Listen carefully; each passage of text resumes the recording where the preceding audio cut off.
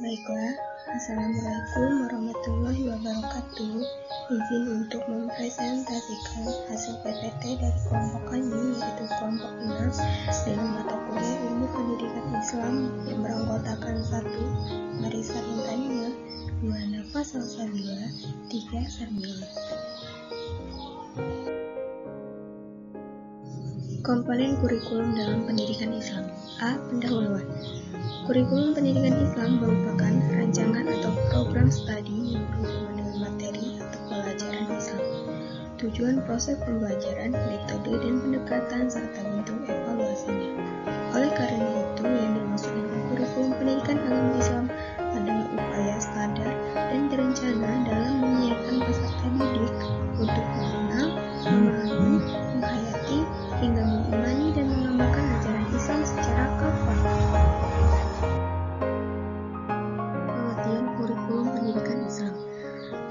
Kurikulum pendidikan Islam adalah bahan-bahan pendidikan Islam berupa kegiatan, pengetahuan, dan pengalaman yang dengan sengaja dan sistematis diberikan kepada anak didik dalam rangka mencapai tujuan pendidikan Islam.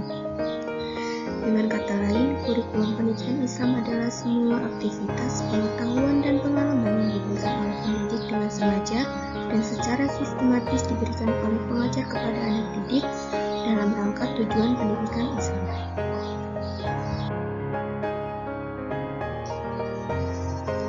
C. Tujuan kurikulum pendidikan agama Islam. Kurikulum pendidikan Islam bertujuan menambahkan kepercayaan dalam pemikiran dan hati generasi muda, memulai akhlak dan membangun jiwa rohani. Ia juga bertujuan untuk memperoleh pengetahuan secara kontinu, gabungan pengetahuan dan kerja, kepercayaan dan akhlak, serta penerapan amal teori dalam hidup. D. Metode kurikulum pendidikan agama Islam. Metode adalah cara yang digunakan tenaga pendidik dan peserta didik dalam proses belajar mengajar. Oleh karena itu, metode merupakan alat untuk menciptakan interaksi antar guru dan pelajar. Dalam hal ini, guru berperan sebagai penggerak, fasilitator, pembimbing, dan seterusnya. Sementara pelajar dapat berperan aktif dalam kegiatan tersebut. Metode yang diperlukan menurut Malik Vidya 1998 haruslah memiliki dua landasan. Pertama, landasan motivasional, yaitu pembentukan sifat individu peserta didik untuk menerima ajaran agamanya dan sekaligus bertanggung jawab terhadap pengalamannya dalam kehidupan sehari-hari. Kedua, landasan moral, yaitu tertanamnya nilai keagamaan dan keyakinan peserta didik sehingga perbuatannya selalu mengacu pada isi, jiwa, dan semangat akhlak karim. Ada 4 aspek utama ciri ideal sebuah kurikulum menurut Hasan Langgulung, yaitu memuat tujuan pendidikan yang ingin dicapai, memuat sejumlah pengetahuan dan keterampilan yang memperkaya aktivitas-aktivitas dan pengalaman peserta didik sesuai dengan perkembangan peserta didik dan dinamika masyarakat. Memuat metode, cara-cara mengajar, dan bimbingan yang dapat diikuti peserta didik untuk mendorongnya ke arah yang dikehendaki dan tercapainya tujuan pendidikan yang dirumuskan. Memuat metode dan cara penilaian yang digunakan untuk mengukur dan menilai hasil proses pendidikan baik aspek jasmani, akal, dan gaib atau jiwa.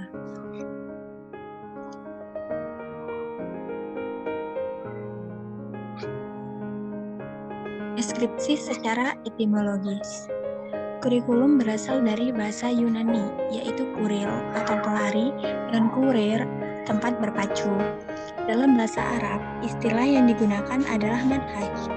Dalam konteks tarbiyah, manhaj adalah seperangkat perencanaan dan media yang dijadikan acuan oleh lembaga pendidikan dalam mewujudkan tujuan-tujuan pendidikan.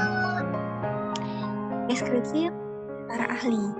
Kurikulum adalah suatu program yang direncanakan dalam bidang pendidikan dan dilaksanakan untuk mencapai sejumlah tujuan pendidikan tertentu. Ada 4 kerangka dasar kurikulum pendidikan Islam. Yang pertama dasar agama, kedua dasar falsafah, ketiga dasar psikologis, dan yang keempat dasar sosial. Prinsip-prinsip kurikulum pendidikan Islam yaitu prinsip keseimbangan, prinsip pemeliharaan perbedaan-perbedaan individual. Harus ada mata pelajaran yang ditunjukkan mendidik rohani atau hati. Mata pelajaran harus ada yang berisi tuntunan cara hidup, yaitu ilmu fikih dan ilmu akhlak. Mata pelajaran yang diberikan hendaknya mengandung kelezatan ilmiah. Mata pelajaran yang diberikan berguna dalam mempelajari ilmu lain. Menurut Al-Syaiban, kurikulum pendidikan Islam seharusnya mempunyai ciri-ciri sebagai berikut. Yang pertama, kurikulum pendidikan Islam harus menonjolkan mata pelajaran agama dan akhlak. Agama dan akhlak itu harus diambil dari Al-Quran dan hadis, serta contoh-contoh dari tokoh terdahulu yang saleh. Yang kedua, kurikulum pendidikan Islam harus memperhatikan pengembangan menyeluruh aspek pribadi siswa, yaitu aspek jasmani, akal, dan rohani. Yang ketiga, kurikulum pendidikan Islam memperhatikan keseimbangan antara pribadi dan masyarakat, dunia dan akhirat, jasmani, akal, dan rohani manusia. Yang keempat, kurikulum pendidikan Islam memperhatikan juga seni halus, yaitu ukir, pahat, tulis, indah, gambar, dan sejenisnya. Yang kelima, kurikulum pendidikan Islam mempertimbangkan perbedaan-perbedaan kebudayaan yang sering terdapat di tengah manusia karena perbedaan tempat dan juga perbedaan zaman. Kurikulum dalam pendidikan Islam adalah ajaran pokok Islam yang meliputi masalah akidah atau keimanan, syariah atau keislaman, dan akhlak atau ihsan. Tiga ajaran pokok kemudian dijabarkan dalam bentuk rukun iman, Islam, dan ihsan. Dari ketiganya lahirlah ilmu tauhid, ilmu fikih, dan ilmu akhlak. Kurikulum pendidikan Islam adalah suatu rangkaian program yang mengarahkan kegiatan belajar mengajar secara sistematis dan mempunyai tujuan serta melukiskan cita-cita nilai keislaman. Al-Quran dan hadis merupakan kerangka dasar dan dapat dijadikan sebagai pedoman dalam penyusunan kurikulum pendidikan Islam. Izin memperkenalkan diri, nama saya Nafa Salsabila. Di sini saya akan melanjutkan pemateri dari Sarmila. Evaluasi kurikulum pendidikan agama Islam. Evaluasi adalah pengumpulan kenyataan secara sistematis untuk menetapkan apakah dalam kenyataan terjadi perubahan dalam diri siswa dan menetapkan sejauh mana tingkat perubahan dalam diri siswa. Menurut Wayan Nur Kencana dan Sumartana pada tahun 1986 bahwa evaluasi berfungsi sebagai berikut. 1. Untuk mengetahui taraf kesiapan peserta didik dalam menempuh suatu pendidikan. 2. Untuk mengetahui seberapa jauh hasil yang telah dicapai dalam proses pendidikan yang telah dilaksanakan. 3. Untuk mengetahui apakah suatu mata pelajaran yang diajarkan dapat dilanjutkan dalam bahan yang baru atau harus mengulangi kembali bahan ajar sebelumnya. 4. Untuk mengetahui bahan-bahan informasi dalam memberikan bimbingan tenaga jenis pendidikan. Karakteristik kurikulum pendidikan agama Islam. Menurut Mujtahid tahun 2011, tiap jenis kurikulum mempunyai ciri atau karakteristik termasuk pendidikan agama Islam. Menurut Abdurrahman Al-Nahwi bahwa dalam Majid 2004 menjelaskan bahwa kurikulum pendidikan Islam harus memenuhi beberapa kriteria, yaitu memiliki sistem pengajaran dan materi yang selaras dengan fitrah manusia serta bertujuan untuk mensucikan jiwa manusia. Tujuan pendidikan Islam yaitu memurnikan ketaatan dan kepribadatan hanya kepada Allah. 3.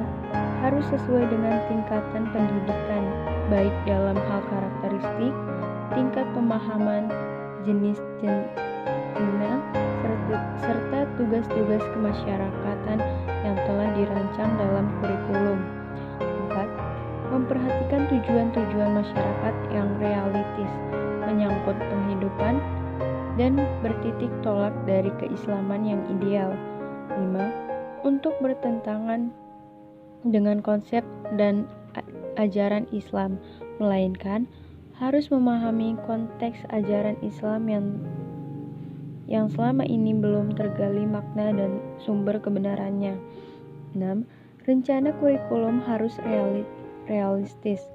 7. Harus memiliki metode dan pendekatan yang relevan. 8. Kurikulum pendidikan Islam harus efektif. 9. Harus sesuai dengan berbagai tingkatan usia peserta didik. 10. Memperhatikan aspek pendidikan. Kesimpulan, kurikulum sebagai rancangan pendidikan Islam mempunyai kedudukan sentral menentukan kegiatan dan hasil pendidikan. Penyusunannya memerlukan fondasi yang kuat didasarkan atas hasil pemikiran dan penelitian yang mendalam. Terima kasih, sekian presentasi dari kelompok kami. Mohon maaf